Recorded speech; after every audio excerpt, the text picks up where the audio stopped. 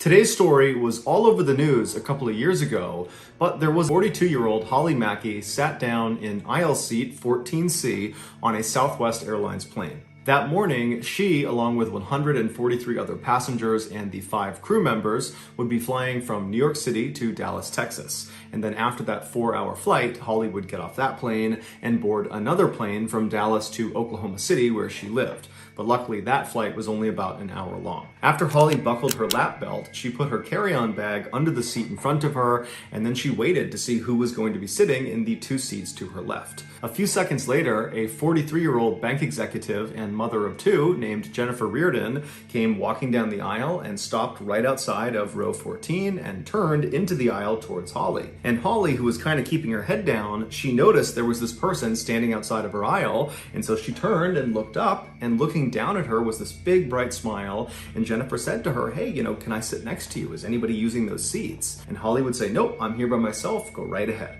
Unlike other airlines that would assign seats to all of their passengers before they boarded, Southwest Airlines has an open seating plan. What they do is they basically group passengers into boarding groups, but then once that group is on the plane, it's first come, first serve. After Jennifer slid past Holly and made her way to the window seat where she sat down, which was seat 14A, she buckled her lap belt, and then just like Holly, she took her carry-on bag and stuffed it under the seat in front of her, and then she pulled a paperback book out of her bag and started reading it. For the next few minutes, as more and more passengers came onto the plane, nobody took the seat between Holly and Jennifer, because generally speaking, people don't like riding in the middle seat if there is a window or aisle seat available, because it's just not very comfortable sitting between 2 people for hours at a time. But eventually, the only seats left were middle seats. And at some point, this preteen girl who had her head buried in her phone, she comes onto the plane and she works her way down and she stops outside of row 14 and she very politely asks Holly if she can sit between her and Jennifer. And Holly says, absolutely. And so this girl slips past Holly and she sits down in seat 14B. She puts her lap belt on, she takes her carry-on, puts it under the seat in front of her, and then she just goes back to looking at her phone. Now that all of Holly's seatmates had arrived and she would not need to be getting out of the way for more people to come into a row, Holly kind of relaxed for a minute and she pulled out her iPad and she began scanning through the news as she waited for the plane to finish boarding. After all the passengers had been seated, one of the flight attendants closed the airplane door, and then they grabbed the microphone and welcomed everyone aboard the plane and thanked them for choosing Southwest Airlines. And then they reminded everyone on board to make sure their seatbelt was fastened, that their tray was in the upright position, that their seat was upright as well, that they'd stowed big electronics. And then with the help of several other flight attendants, they went over some basic safety procedures in case of a mid-air emergency. Most of the passengers on this flight were really not paying attention to the safety brief. They were trying to sleep, or they were stowing their stuff, or they were sending one last text message. But Holly, on the other hand, she was paying careful attention. Now, this wasn't totally unusual for her. She was generally safety conscious, but for some reason on this flight, she just had a sense that something bad was about to happen. There was this deep sense of foreboding that she normally didn't feel on flights. And so she found herself really carefully paying attention to these procedures in case something did go wrong. After the brief was over, the attendant who was holding the microphone thanked everyone for listening and then said, "Sit back, relax, and enjoy your flight." But Holly couldn't do that. Because 1, she really did have this weird sense that something was off about this flight, that something bad was going to happen, and she just didn't know why.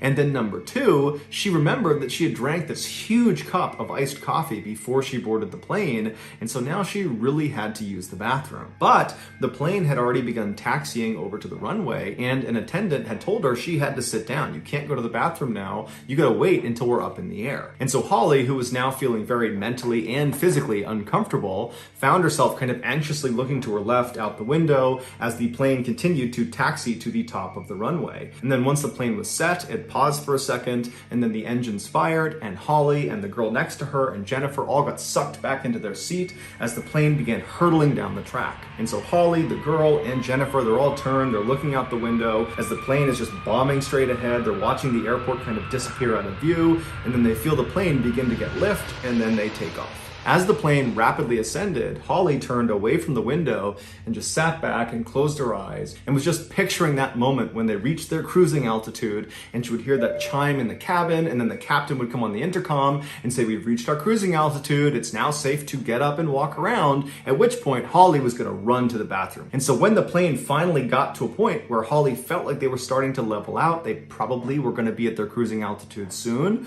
Holly preemptively undid her seatbelt and turned to face the aisle, getting ready for that chime in the cabin so she could get to the bathroom as soon as possible. But that chime didn't happen.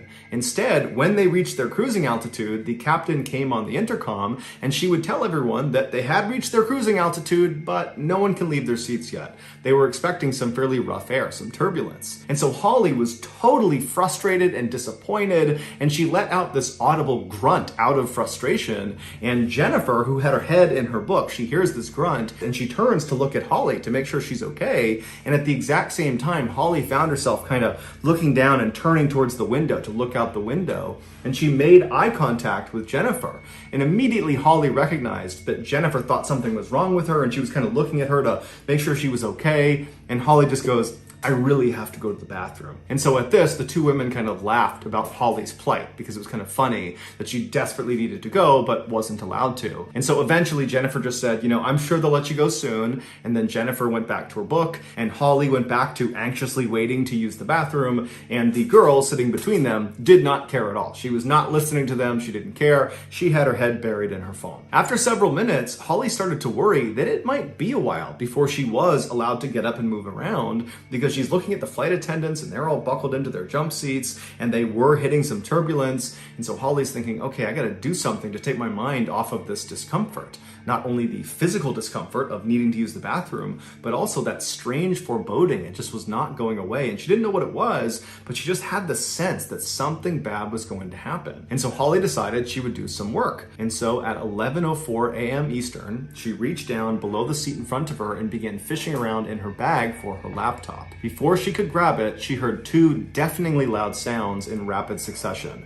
The first was a popping sound that came from outside of the plane near the left wing. And the left wing was right outside of their window. And then she heard this whooshing sound that went through the entire cabin. It was like a high-powered vacuum. And then the entire cabin became freezing cold as the plane banked hard to the left. After all this happened, in this fraction of a second, Holly sat up, and it was like she was immediately in shock. She's looking out across the other seats, and she sees all those oxygen masks have deployed from the ceiling. People are screaming, the attendants are running up and down the aisle trying to help people put their masks on as the plane is hard banking to the left, and Holly just kind of robotically reaches out and grabs the mask right in front of her, and she tries to put it on, but despite having listened intently to the safety brief, it was like her hands didn't work and she couldn't get the band to extend long enough to put it over her head. And so she's fumbling with this mask, still in shock. She can't believe this is actually happening. This is how she's gonna die. And then it's like she snaps out of it and she forgets about the mask and she turns left to make sure the girl and Jennifer were okay. And what she saw was absolutely horrifying. That popping sound she heard outside of the plane was the sound of the engine underneath the left wing exploding. And when it detonated, the cowling, which is the outside of the engine, it kind of protects the engine, it broke apart. And one of the pieces of this cowling flew and hit the side of the aircraft, and it struck the window of row 14, Holly's row. And when it did that, it shattered the window completely, causing an explosive decompression of the cabin. When even a small hole opens up in a plane flying miles above the earth, that hole will create hurricane-like forces inside of the cabin. And so anything that is not completely anchored down, including people, will get sucked out of that hole.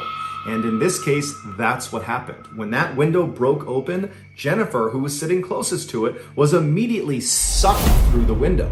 Now, she was not completely ejected because her seatbelt kept her from going completely out the window, but her entire upper half was now wedged outside of the plane. As for the girl sitting next to Jennifer, in between Jennifer and Holly, she was still getting pulled towards the window because Jennifer, even though she had been pulled out, there was still segments of the window that were open. And so there was still suction towards the window. And so Holly instinctively reached over and grabbed this girl and pulled her in tight to her chest. And then with her left arm, she reached behind the girl and grabbed the belt of Jennifer. And she tried to pull Jennifer back into the plane, but she could tell there was no way she could pull her back. The forces pulling Jennifer out of the plane were far too strong. Holly remembers thinking, someone is gonna know this is happening. There's gotta be a sensor or something. The flight crew has got to be aware that a person is getting pulled out of the plane. But in reality, the captain and the flight crew, they were aware that the left engine had blown up. That was the thing they were actively trying to combat, to try to keep the plane from crashing. But they had no idea about the drama that was unfolding in row 14. And so Holly is holding on to Jennifer, she's holding on to this girl, and she's screaming out for anybody in the plane to please take notice of the fact that Jennifer is stuck out of the plane. But the sound that was being created by this open window was deafening. Nobody could hear anybody else in this plane. Not to mention, the plane is banking hard to the left, and everybody on board believes they're about to die. So no one is looking around, taking stock of what's going on and assessing what to do next. Everybody's in survival mode and is basically just focused on themselves. And so despite Holly yelling out and trying to wave to people, it was worthless. Jennifer was just stuck out the window and no help was coming. And so for several minutes, Holly is just holding on to Jennifer. She's holding on to this girl. She's screaming out for help, but no one's hearing her. And then eventually, as the plane began to come back from its bank, and it seemed like the pilot was taking control of the craft, even though it was deafening inside and it was still terrifying, people began to open up their blinders a little bit and they started to look around, and some people sitting in the vicinity of row 14, they noticed what was going on with Jennifer and they began yelling and waving for the flight attendants. But again, the sound from this window was deafening. There was just no way the attendants could hear them. And even though everyone's waving at the attendants are very preoccupied. They're dealing with the people right in front of them who are all very worried and concerned. They're trying to talk to the captain about what they need to do next. And so they did not see there was this emergency happening. And so for several more minutes, Jennifer is just stuck out the window with nobody helping her. And it was during this time, as Holly is holding on to her waist and she's holding on to the girl, that Holly is thinking, Jennifer, she's been stuck outside the plane where there's no oxygen for almost 10 minutes. Nobody can survive that. And Jennifer has been forced through this window that's not big enough to have a person fit through it. And so Holly found herself moving her left hand that was gripping onto Jennifer's waist. She just let go of it, not because she was trying to let go of Jennifer. Frankly, her hand was not keeping Jennifer from going anywhere. It was just kind of habitual that she was holding on to her waist. So she takes her hand off of her waist and she just places it right in the center of Jennifer's back. Like she was comforting Jennifer. She was showing Jennifer that you're not alone. We can't help you, but you're not alone.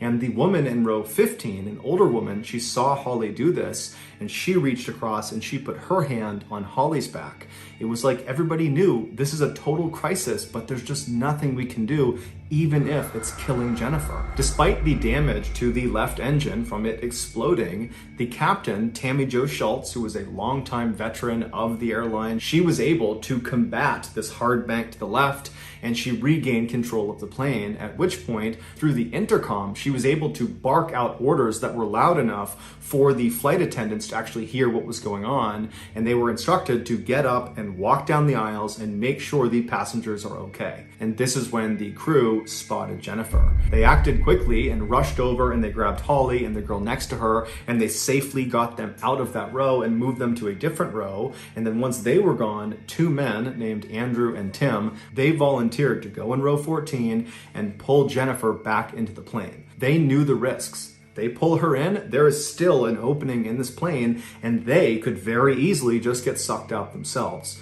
But they didn't care. They knew they needed to help this woman. And so without any hesitation, the two men walked into row 14, they got in position, and with all their might, they were able to pull Jennifer in, they got her into the aisle, and then the two men were able to leave row 14 without being sucked out. And so Jennifer is laying in the aisle, and a passenger who happened to be a nurse, who was named Peggy, she rushed over and she began performing CPR. At this point, Holly remembers looking around the cabin and seeing that everybody was just perfectly perfectly still. It was still deafeningly loud inside of the cabin because this window is still sucking air out. So it's very, very loud, but she's looking out and there was just this aura of calm inside the plane. No one was running around. No one was panicking. Everyone was just kind of sitting, watching as Peggy was trying to save Jennifer's life. At 11:21 a.m., so 17 minutes after that pop was heard outside of the plane, the captain of this plane is able to successfully perform an emergency landing at an airport in Philadelphia.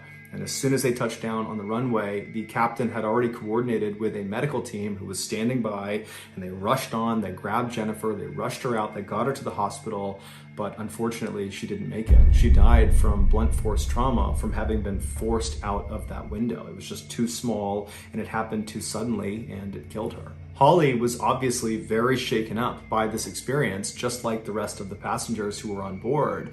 But there's a detail in Holly's story that makes her experience even more traumatic.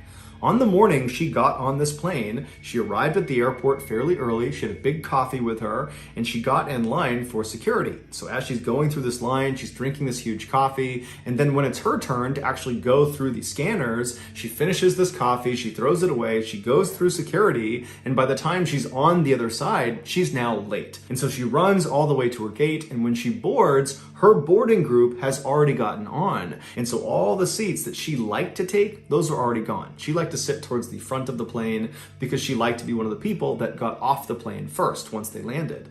And so she began looking for the first open row that she could sit in. And so she starts walking down the row and she finally gets to row 14. She's looking on her left and there's a totally open row, 3 open seats. And so, like she always did on long flights, she took the window seat, seat 14A, because she could lean her head up against the side of the plane and sleep. And so after she buckled herself in and put her luggage underneath the seat in front of her, she remembered she had just drank that huge cup of coffee while she was going through security. And even though she didn't have to go to the bathroom right then, she expected to probably have to go a couple of times once they took off. And so not wanting to disrupt the 2 people that were inevitably going to take the 2 seats next to her by constantly all flight long getting up and sneaking past them to go to the bathroom over and over again, Holly decides, you know what, I'll just move. I will sit in the aisle seat. It's not as good because I can't sleep, but at least this way I can get up and use the bathroom without disrupting the people I'm sitting near. And so she unbuckles herself, she reaches down, she grabs her bag from underneath the chair in front of her, she stands up and she moves 2 seats over to the aisle seat of row 14. She sits down, she puts her seatbelt on, she puts her luggage under the seat in front of her there,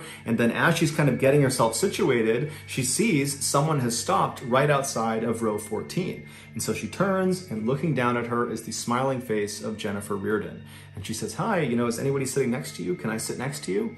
And Holly says, absolutely. And Jennifer sneaks past her and sits in the window seat. So that's going to do it, guys. If you got something out of today's episode and you haven't done this already, please ask the like button to hold your easily startled cat. And then once they're doing that, press the test button on your smoke detector. Also, please subscribe to our channel and turn on all notifications so you don't miss any of our weekly 2 or 3 video uploads. We are now selling merchandise like flannels and hats and mugs and sweatshirts and all sorts of stuff. If you're interested, go to shopmrballen.com. If you want to learn about upcoming deals and promotions for our merchandise, go to our shop's Instagram page. The username is shopmrballen. If you want to get in touch with me, you can direct message me on Instagram or on Twitter. My username for both platforms is the same. It's johnballen416. I also have a ton of content over on TikTok where my username is Mr. Ballen. We also have a second YouTube channel called Mr. Ballen Shorts where we post random short videos and lost episodes. We also have a Facebook page called Mr. Ballen where we post condensed versions of the long episodes you see on YouTube. If you have a story suggestion, please submit it to our subreddit just called Mr. Ballen. It's linked in the description below. So whether I see you on Instagram, Twitter, TikTok, Reddit, YouTube, Facebook, or some combination, just know that I really appreciate your support. And until next time, that's going to do it. See ya.